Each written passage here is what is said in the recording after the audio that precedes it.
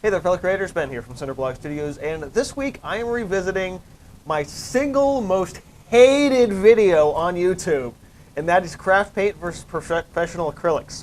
I did that video about 4.5 years ago. Everybody hates it, so today we're doing it right. Better craft paint, student-grade acrylics, and professionals, side by side, 3 different identical paintings. Stick around.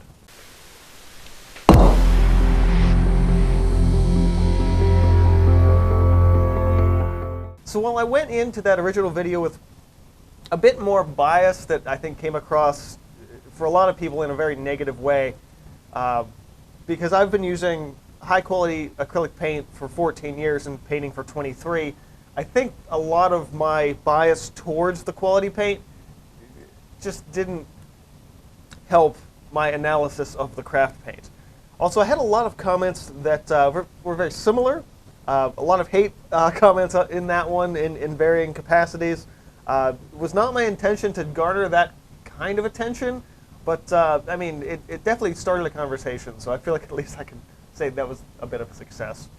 Before I get started in this one, I wanted to address a few of those issues, sort of the most common issues I found in comments that people were having with that original video before I get started on this one. So the original video, one of the biggest complaints I had was you use the cheapest, thinnest craft paint you can find. I got the Michaels Craft Smart brand for that video. I still have it because what am I going to do with it? A lot of people were saying that there are much better craft paints out there, which personally I find that to be a bit of an oxymoron, but they are right. There certainly are quality levels in any kind of paint, student, professional, and craft paint alike. But my point of the original video, and it's something that I think a lot of people missed, despite the fact that I explained it multiple times in that video, is that I was approaching this as somebody who has never painted before. Like, I'm going to go to the store, I'm going to see all this paint, and I'm like, well, I'll just get the cheap one. Because people might do that. You know, I was really trying to put myself in the shoes of somebody who doesn't know what they're doing. They're looking at a big wall of paint, they're feeling really overwhelmed, and they're just going to go, I don't even know if I'm going to like painting, so I'll just get the cheap one. And that's why I got the cheapest stuff. But I think that was missed by a lot of people. As I mentioned earlier, I, in many ways, was being overly and more intentionally negative towards the craft paint. There were multiple people that were like, well, you just said I hate this the whole time, and so it just turned me off immediately. I'm like, okay, I mean, yeah, I get that. I guess I could have been a little less hard on it. And try to come in with a bit more of an open mind, which is what I'm doing today. Now, another thing that really caught my attention is several comments were from people that are like, well, I'm not a professional artist. I'm never going to be a professional artist. I just kind of paint on the side here and there, self-therapy, stuff like that. I didn't buy this paint because I wanted to be a painter. It's like, okay, first of all, if that was your intention, one, I don't know why you watched the original video, because that means it's the video I made wasn't for you. And also, I'm not sure why you're comparing high-quality paint to low-quality paint, again, because that video clearly wasn't made for somebody who's watching it and saying, oh, I'm never going to use this, so I'm going to defend my craft paint. It's like, well, that's not... Again, a lot of people missed the entire point of that video. And the final common comment I found was... it's not that bad. I use it all the time. I've been using it for years. I've seen artists make amazing things with craft paint. Yes. First of all, yes. There are artists that can do amazing things with very low-end materials. In every circumstance, I have a phrase that the materials don't make the artist makes the materials ... work for them. In any circumstance, whether any kind of paint you use, you're going to use what works for you. If you find that lower grade paint works for you and you can make great paintings with it, do it. I have nothing against that. But there is some level of knowing and understanding those differences between those paints to allow you to make better paintings easier by using something of quality. And that is what I'm hoping to show today. Okay, that was probably way too long of an introduction, so I'm just going to jump on into this here. One final note, so I did 3 identical paintings here. I went to Michael's, I got some canvas boards, and I got these little, what size are these? Oh, it doesn't even tell me. I think they're maybe 6x8s. So I did one with craft paint, I did one with Liquitex Basics student grade paint, and then I did a third one with my professional paint, back to back to back, all of them last night. Stayed up way later than I should have to do all of these. But I wanted to really just go straight through them all, do them all consecutively, and I took notes as I went. So I'm going to be going over those notes, and you guys are going to be seeing these paintings in time-lapse. To remove a lot of the other factors that might affect paint, I used the same brushes and the same white for all of them. So I didn't pick up a black or a brown. I really wanted to play with just the pure color mixing of all of these paints. The white is exactly the same for all of them. It's the Utrecht Studio Series Bright White, which is a student-grade titanium white paint. It's actually the one that I use on a regular basis. So there is a place for some student-grade paints in my studio. For my brushes, I used a Princeton liner brush, a Robert Simmons shader, which is very, very similar to a Bright, but its bristles are just a little bit stiffer, as well as a fan brush that if I could tell you the brand, I would, but it's so old and I've been using it for like 15 or 16 years, so I couldn't tell you. I did also periodically grab my painting knives. I was using my regular glass palettes, as well as a little bit of warm water in a small jar. So to start off with the craft paint, this was pretty interesting. So I was looking for as close as I get to like main primaries as I could. Again, I walked into the craft paint aisle at Michael's, and I was looking at all the stuff, and I'm like, okay, there's a lot of different folk arts paints. There's high gloss, there's matte, there was multi-surface, which caught my attention. But I was, again, trying to really think about it in terms of somebody who's never picked up paint before, what are they looking at? So these are the folk art matte paints. I didn't choose matte specifically because they're matte. I chose them because they were under a subsection that listed them as premium acrylic, which I thought, that's very funny. So I found as close as I could get to a sort of a base primary red. There actually were some other reds, or at least spaces for other reds, but they were all sold out, so it's the one I got. It is apple red. The blue, I went for what they call true blue. There was ultramarine. There was, I think, something masquerading as phthalo. But I feel like this was, again, nice middle ground. I started with the craft paint, and I went on from there. And then there were a lot of yellows. I was trying to get as close as I could to, I would say, cad red and cad yellow mediums for all of them, because those are the reds. Those are my reds and yellows for my professional paints.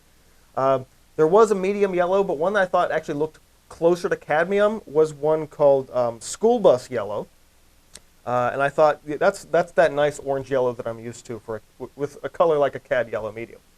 The bottle itself tells you to shake well, which I forgot to do with the red, but it's it has its pluses and minuses. Any kind of fluid paint or a lower viscosity paint, you're going to want to shake it regardless of the quality.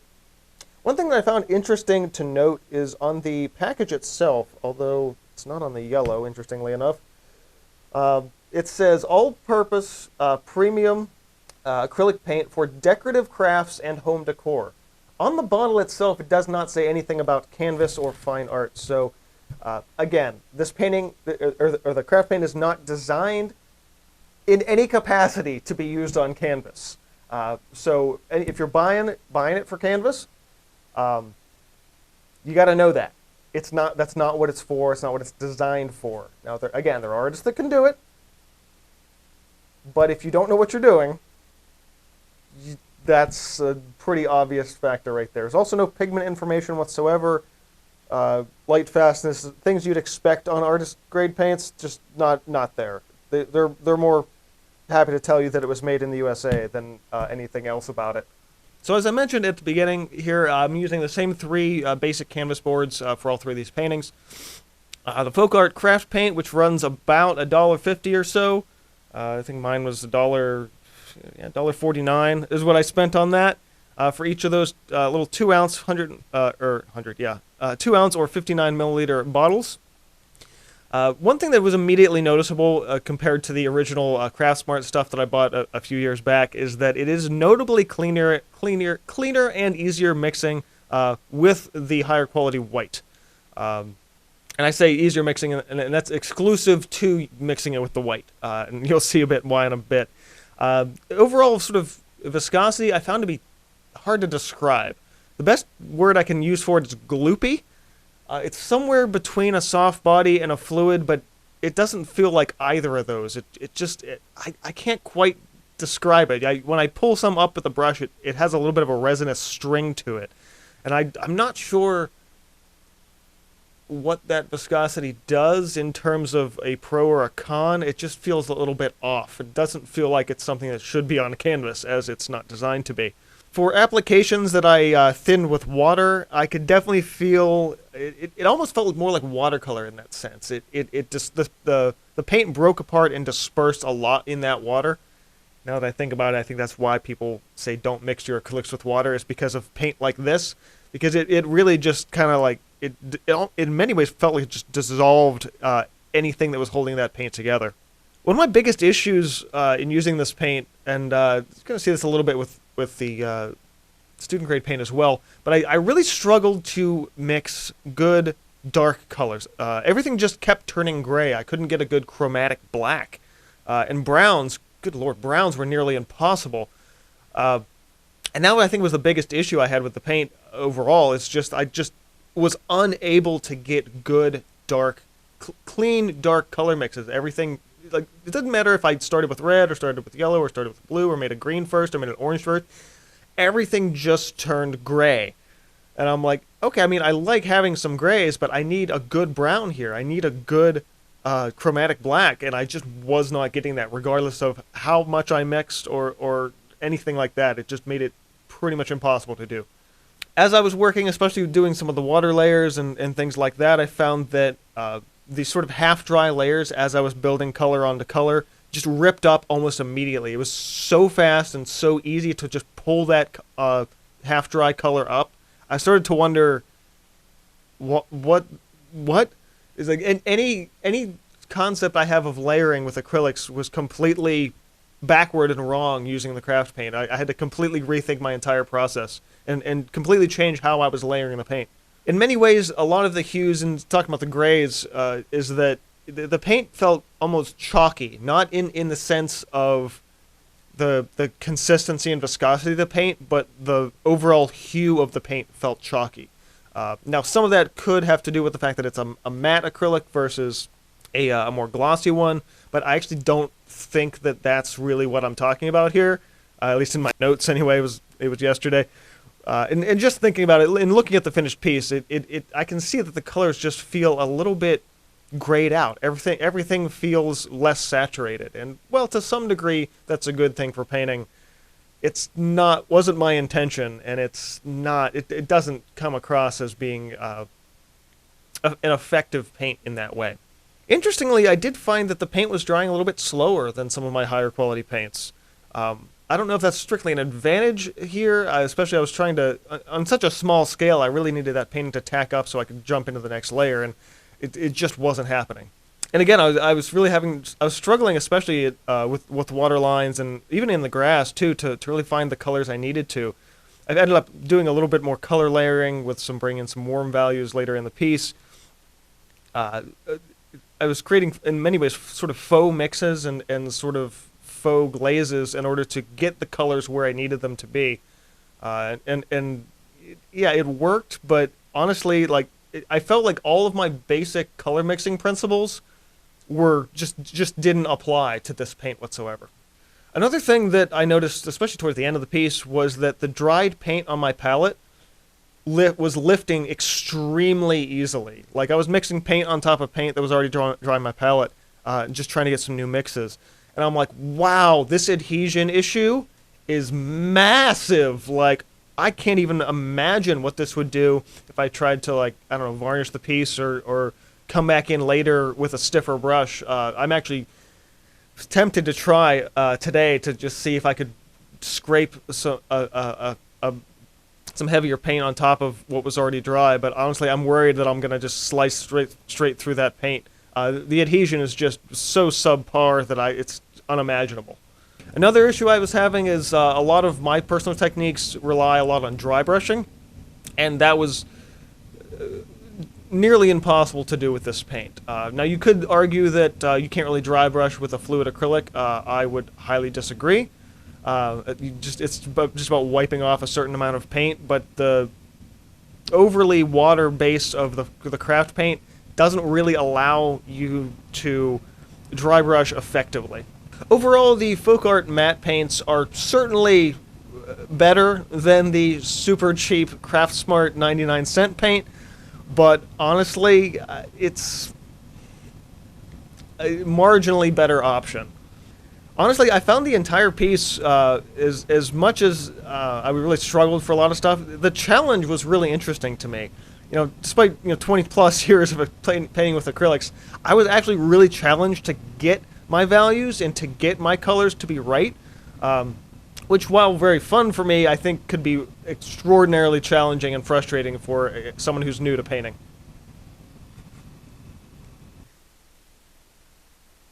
Now, the Liquitex Basics are a lot more like paint that you'd expect for artists, because that is, at least to some degree, what it's used for. It's sold in the aisle with all the other paints, high-quality professional brushes, mediums, gels, oils, whatever. This is where this paint's going to be. And chances are, again, if you don't know what you're doing, but you're like, okay, well, this stuff clearly isn't made for artists, I got to find the art paints. The Liquitex Basics, despite as much as I hate on them, they're not as bad as I have said in the past. And I tell you what, through my working process, you're going to see a lot of that as well. One thing I found rather interesting is there's actually two different tube designs. There's an updated one, which is what this red is, and then there's the blue and the yellow, which are using the old tube design. The old tube designs give you the base color name. I've got primary blue, which is actually just phthalo. I got a cad yellow medium hue, which is an ileride and diileride yellows mixed, with a indication on the older tubes. There's a very, very tiny little space for that pigment information on the very, very bottom of the tube. I actually didn't think it was there at all until I got home and really started looking over the tube.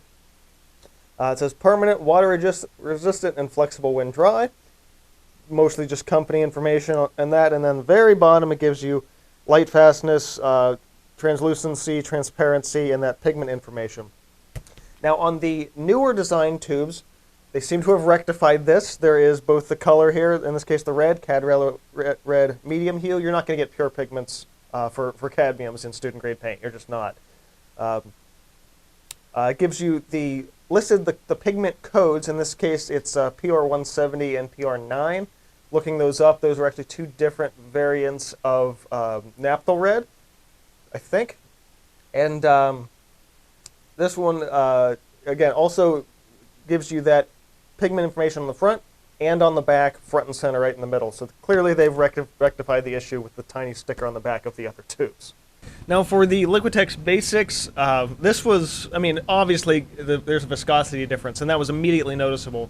As soon as I squeezed it out of the tube, though, and this seems crazy to me to even say, but like just straight side-to-side comparison, this paint felt luscious by I was like, this is so night and day by comparison. The biggest jump just in immediate working quality was tint strength. The tint strength was so much higher. I needed so much less paint, especially with the straight into the blue. I mean, the blue is a phthalo blue, and phthalo blue is really powerful in and of itself, but it was immediately obvious.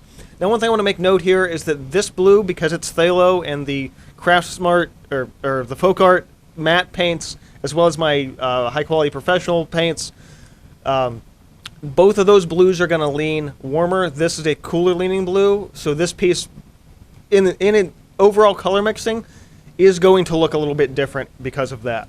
Even still, though, from lights and darks and blues, the jump here, we're talking about bright, clean color mixing.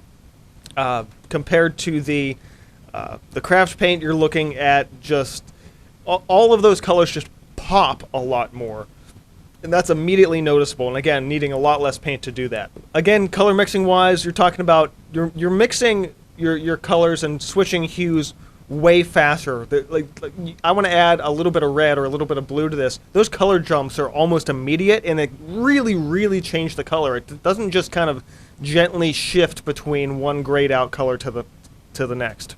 And immediately I actually was able to get my darks way faster too. So I got those those deep grays and those chromatic blacks that I was needing in the previous painting as well. That just it makes everything just jump off the canvas way more, and being able to get that contrast for an actual painting and not just a craft painting is really, really valuable, regardless of what style you're painting in. Something that I immediately noticed with the student grade paint as well that I didn't really think about with the craft paint is that the paint fills the brush more, and it really kind of the bristles hold the paint rather than it just kind of, the bristles kind of just being there and the paint sits on the brush. The paint, the student grade paint feels like it's in the brush, and it's able to I'm able to pick up more and apply it to the canvas a lot more easily. Water thinned applications of this paint definitely hold together a lot better. I was able to do a lot more on the fly glazes, and again, things just looked a little bit cleaner, not amazing, but way more decent than they did with the craft paint. Also, what was really amazing is it literally cut my entire working time for this piece pretty much in half. I was already like halfway through the piece in the time it took me to do like just some of the background mountains with the craft paint. I was just blowing straight through this, and I'm like, wow, this is just so much faster and easier to work with. Dry brushing also, you know, it's working well. I mean, as the paint dries a little bit faster with the basics than it would with the craft paint, it's just like I'm able to start layering my color on top of color a lot faster and a lot quicker. It's just one of those things where it's like, these layers are starting to dry and tack up, which is good. That's what I'm hoping they were able to do. So I can really start pushing that contrast more and layering new color a lot more effectively.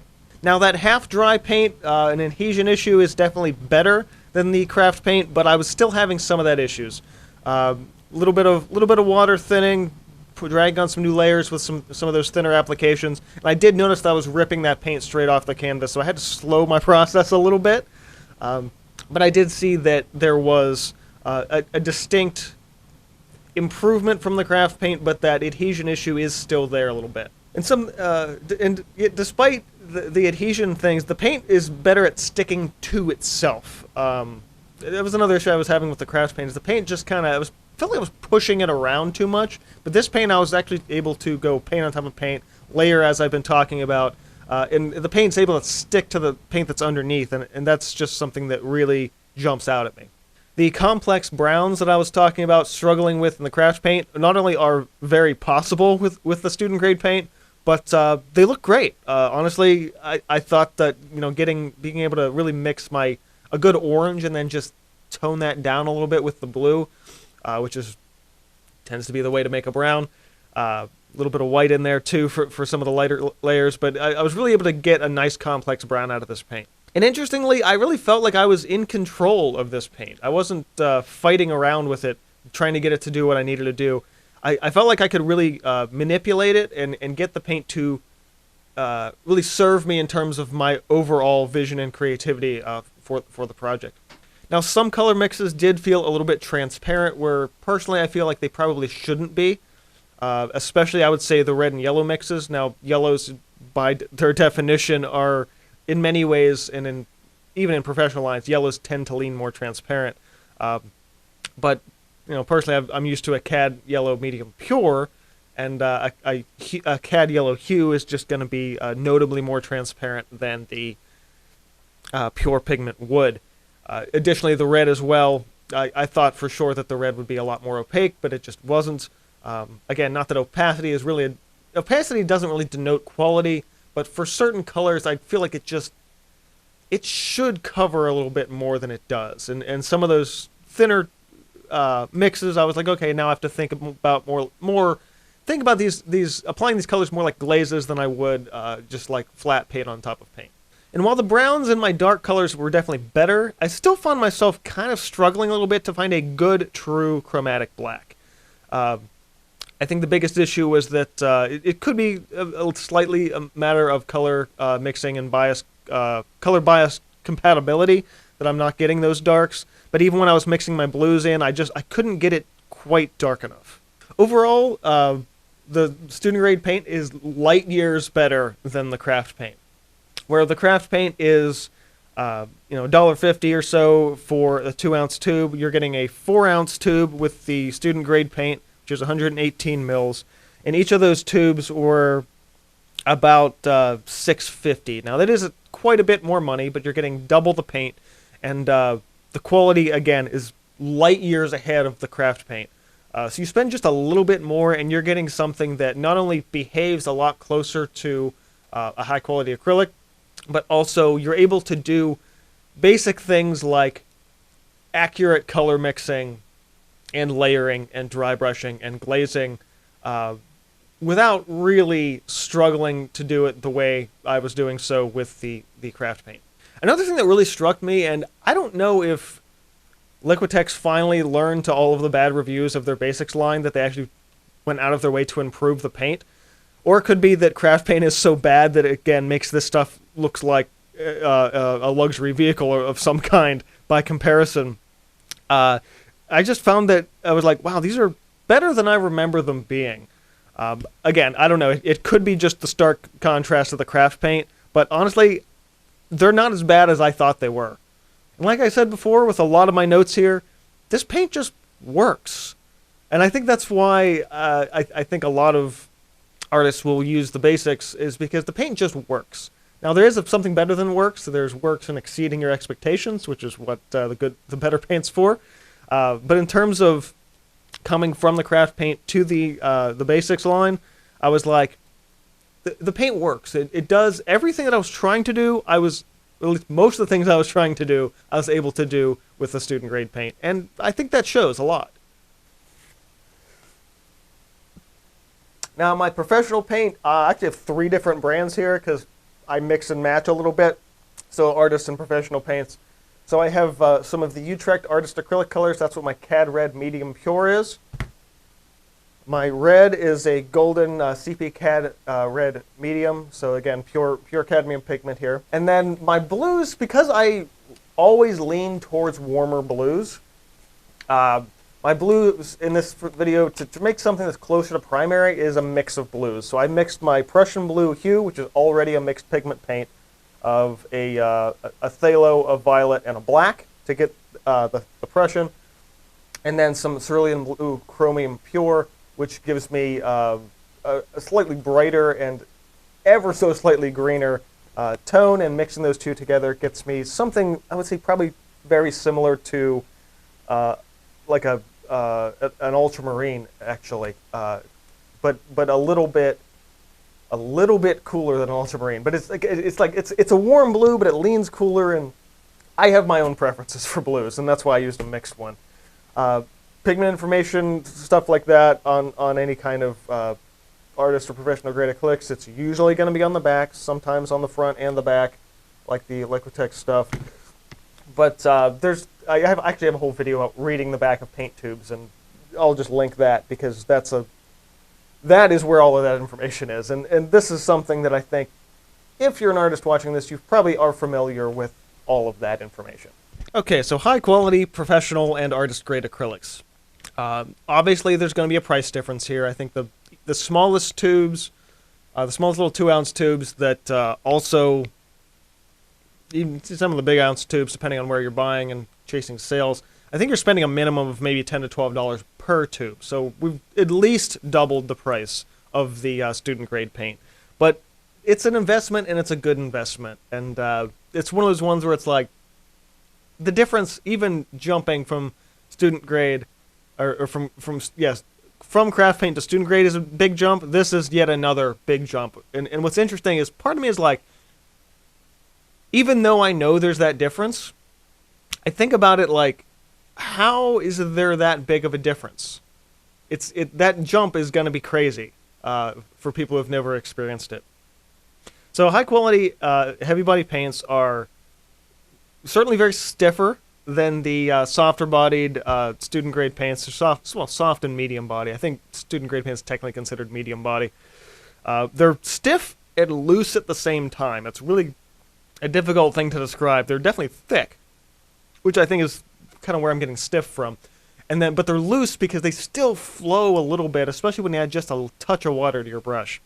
Now, as I mentioned before, because I'm using a mixed blue, and my blues lean warmer. If you're leaning warmer with your blues, you tend to be able to make less effective purples, which is why you definitely saw a brighter, cleaner violet and purple color with the basics, because those that's a cooler leaning blue.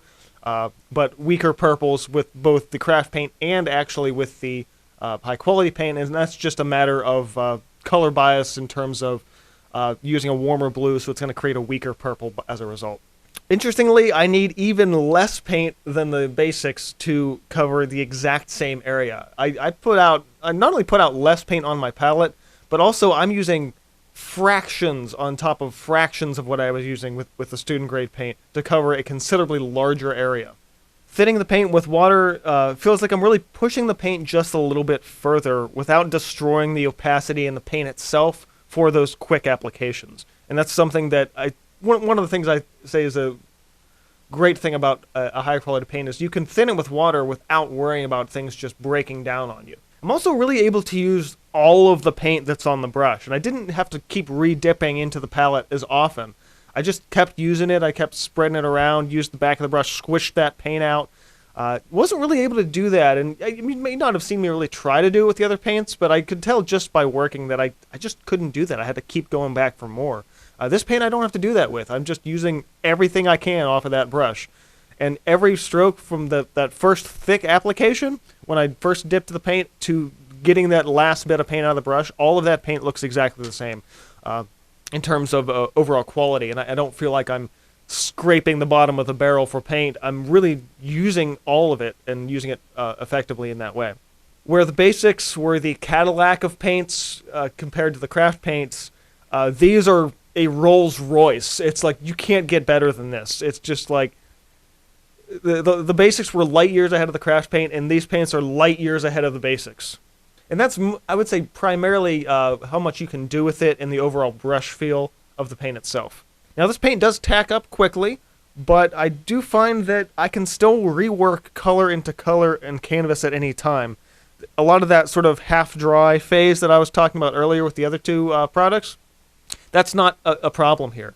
Anything that I'm pulling up is just mixing back in. Especially, I would say, the mountain and the water were great examples of this.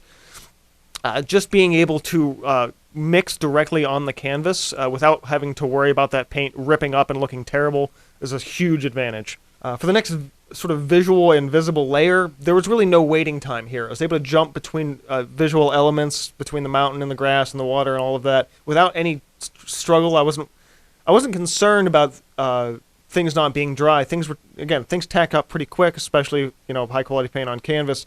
Some people might be a little intimidated by that, but honestly, being able to get those quick layers is super effective and super easy to do. Interestingly, where the student grade paint, I felt like I was really in control of that paint. This feels more like I'm guiding the paint. I'm rather than being the one, I control this paint. It feels more like the paint's the one in control, and I'm just there kind of along for the ride. And that's a really notably and interesting thing that I don't think I've ever really thought about, but it's definitely, I would say, a major factor with high-quality paint. It's just that you're not fighting it, and you're also not having to force it to do what you want it to do, or like I can manipulate the student grade paint to do what I want it to, but the high-quality paint just does it. And I don't have to think about it. I don't have to fight with it that way to get it where I want it to be. It just does it without me having to worry about it. As I mentioned before, I was able to continue to manipulate the exact same brush load of paint over a larger area and for a lot longer, and honestly, that's super satisfying. Additionally, I can jump between a water-mixed glaze as well as back and forth to dry brushing in any part of the process without any problems whatsoever. I didn't even have to rinse my brush. I just had to wipe it off. And I could just jump between, okay, I'm going to do this with a little bit of glaze in the water. Oh, I want to dry brush this area over here. I'll just grab a little more paint and wipe that off and back and forth. And I was definitely, actually, I would say dipping my brush in the water even a little bit less than I think I was with the other two products. And then as I was starting to build my browns and my other dark values, something really struck me immediately. And it's something that if you remember nothing else in this video, this is the thing to remember. Dark values and mixing them is not only easier and you get way darker values and way like the darkest darks that I was looking for in both the other paintings. Actually, I think I found my dark colors earlier using this paint than I did with the other two, and just kind of scraped them aside. Just 'cause I'm like, okay, I don't need those yet. But that was the dark I was looking for. But I found that these browns and these earth tones really are just the backbone of any kind of good painting that you can do. Whether you're doing a landscape or a portrait or varying styles or abstract or whatever, but like being able to really mix those complex colors is vitally important to any kind of painter's process. Now, one thing I did with the baseland, which you guys probably have seen at this point, is to put down a brown tone before I add the grass. The other ones I was kind of making a gray or a blue or a purple to do that. And the only reason I was doing that is because I just wasn't getting the brown. Here I am able to get a nice brown, dirty base tone before I take the grass in and build that baseland up without having to fight with the paint in order to get there. This immediately I was able to get those brown tones in, so the grass feels a lot more natural. A friend of mine pointed out that the highlights are actually a little bit more pronounced in the lower end paints, and I think that's because I had to thin the paint and lower it and layer it a little bit differently than I have to do with the professional paint, and it's definitely easier to push something that feels a little bit more realistic with the higher quality paint. And again, getting those browns and those dark tones and those complex mixes are really a big part of that. Again, mentioned this before, but I'm really not worried about ripping up any half-dried paint. In fact, I was to the point where I was kind of trying to do it to see if I could actually manipulate it, adding more water, and I couldn't get it to happen the way it happened with the other paints. I wasn't ripping that color off, working wet into wet and layer on top of layer with that half-dried paint. I couldn't get it to happen. I also found myself I wasn't afraid to just grab pure off the palette color, I would say out of the two, but again, my blues were a mix. But I was just grabbing that straight, clean color and taking that and mixing it directly on the canvas for a lot of this piece. That's something that I just wouldn't have even thought to do with the other two. It just, based on the working properties and how things were mixing with the other two, I wouldn't even consider doing that with either of the other two paints. And while I said before that I didn't have to force or fight with the paint to do what I wanted to do, when I got to the point, especially with the upper layers of the rocks and really starting to manipulate my brush more, I found that I could do that. When I needed to put my own push into it to use more of the skill set than just letting the paint do the work for me, not only was I able to do it super effectively, but I found that it never felt forced. Like the paint's like, okay, you're gonna do some of your own finessing here. That's cool. I'll take a step back and let you do that, and then I'll come back in and do my thing later. And I, again, never felt like I was fighting with this paint at all. I also found that I was really able to play a little bit more with this paint. I wasn't as afraid and concerned about making a mistake and having trouble covering that up. I could push things a little bit further, and if I didn't like it, I could slap a little bit more paint on top of that without having to make the underlying layers muddy. I was able to just kind of finesse and have a little bit more fun with this one. Also, this is something that I mentioned in a lot of my painting videos before, especially my tutorials, is that a little tiny bit of water, a little dip of the brush, goes an extremely long way, especially with some higher quality paints. Cheaper paints, you dip the water, it's gonna, again, you're breaking pigment, you're breaking binder a little bit with this. Higher quality paint doesn't have that problem. So a quick dip of the brush just really extends that color out, keeps the paint flowing and movable, and it's just, again, light years a difference ahead of that. I wasn't afraid to dip in the water to thin that, and I knew it wasn't going to destroy the paint as a result. Similar to using less color with the basics, using even less color and paint for the high quality paints. I mean, you're looking at minuscule changes that you're able to make from color to color. Using tiny amounts of paint to just go a little bit further, one way or the other with a color, or take the value just a little bit further. Those incremental changes are really a lot more possible with this paint. Overall, while there certainly are some positives with the craft paint and some positives with the basics, the high-quality paint is really the best of both worlds. You can do techniques that you would expect to get out of both of the other two with this, without having to buy the other two. You can just do it with the one. Yes, high quality paint is expensive. All paint is expensive. Well, most paint is expensive. Some craft paint's not expensive, but you know, you get the idea. It's a big price jump, but what you're getting out of it, especially I would say using less paint to do the same amount of work, really makes that investment a lot more effective and a lot more reasonable when you kind of see how much you can do with how little paint. And honestly, I found that of all three, and again, I am a little biased here, I've been using the high quality stuff longer, but it was the easiest and fastest way to get the result that I wanted. I struggled and I struggled and I struggled with the craft paint. I got the job done, and you guys can see comparing all three of them, it is very much the same piece. But what I was able to do in less time with each incremental step up in quality was huge. Just being able to have more control over that paint is something that just isn't really possible with the lower end colors. So to wrap things up for today, I just kind of want to do a comparison of all three of these. I've got them set out here in front of me in a little bit of a triangle. I'll put them up on screen for you and with a nice quality photograph here. But all three of them definitely, in many ways, I would say create notably different, almost sub-styles to the overall process of this. You can see what I'm really talking about with the somewhat washed out color of the craft paint. One thing I actually found really interesting is getting that faded mountain in the background for the craft paint was actually probably the easiest thing, and interestingly, I think it actually looks better in the craft paint piece than in the other two. I think it's the most effective mountain I've got on all three of them. But it's just a little bit weird saying that, actually. Again, you're seeing the obvious color difference with the phthalo blue for the basics and the warmer blues on the other two. Again, that's just color choice that happened to work out that way. I was trying to lean towards primaries. I just didn't realize that it was going to be that big of a jump until I started painting. While I was sort of able to get some browns, and a lot of especially the browns in the sort of the grassy browns that are in there, that's a lot more of an orange that I layered in later on and did more glazing work with. But again, you can really see that getting those sort of dark, shadowy values just was not really possible. The brown took a long time for me to really get comfortable with.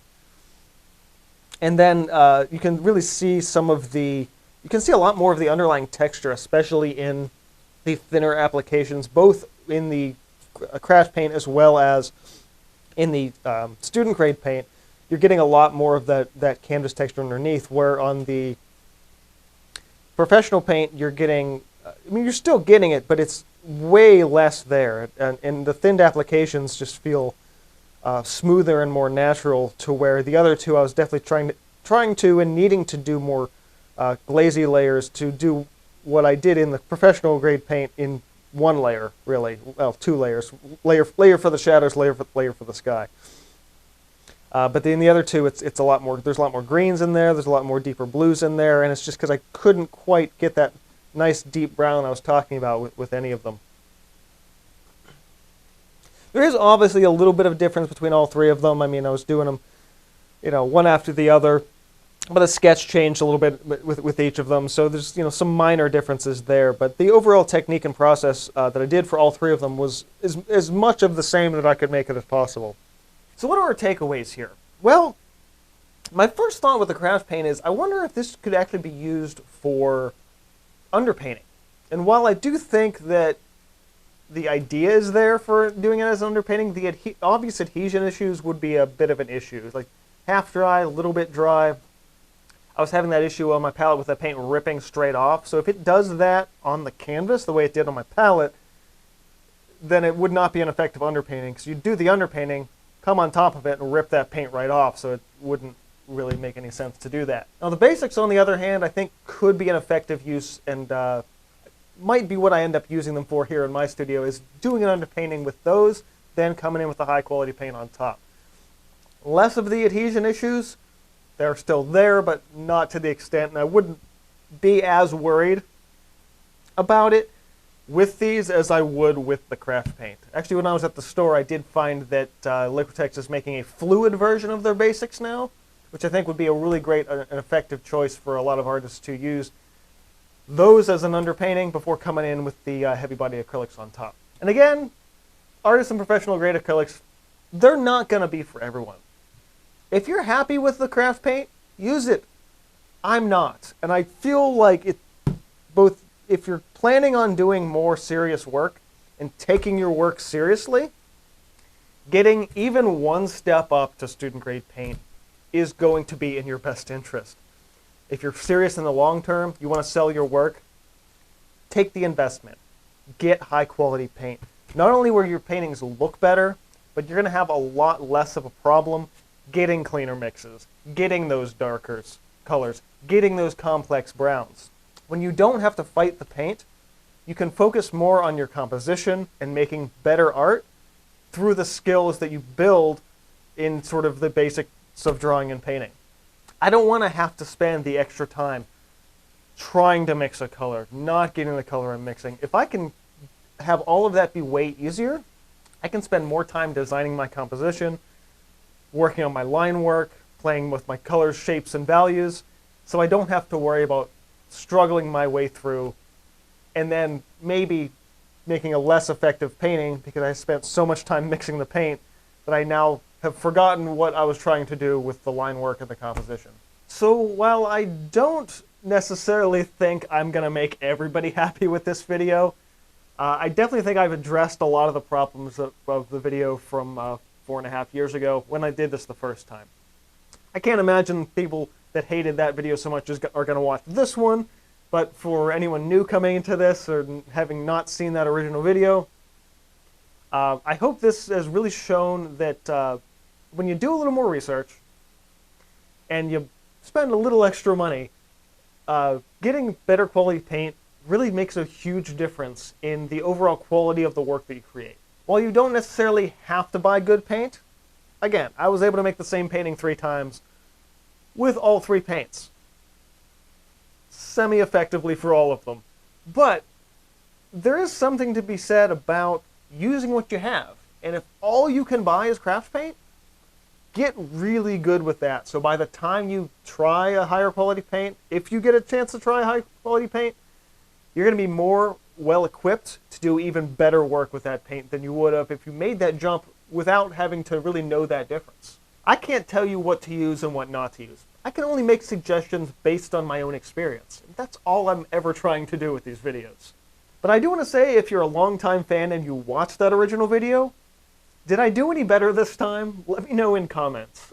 If there's anything that you noticed that was different, anything that was notable from, hopefully, with my more open-minded approach to this, I do hope that this comparison this time around can show you a wider range of why craft paint, despite being, yes, probably not as terrible as I made it out to be in the first place, still not great. I still don't recommend it. Personally, I still think it's crap. But, again, I have my opinions. They're my opinions. You don't have to agree.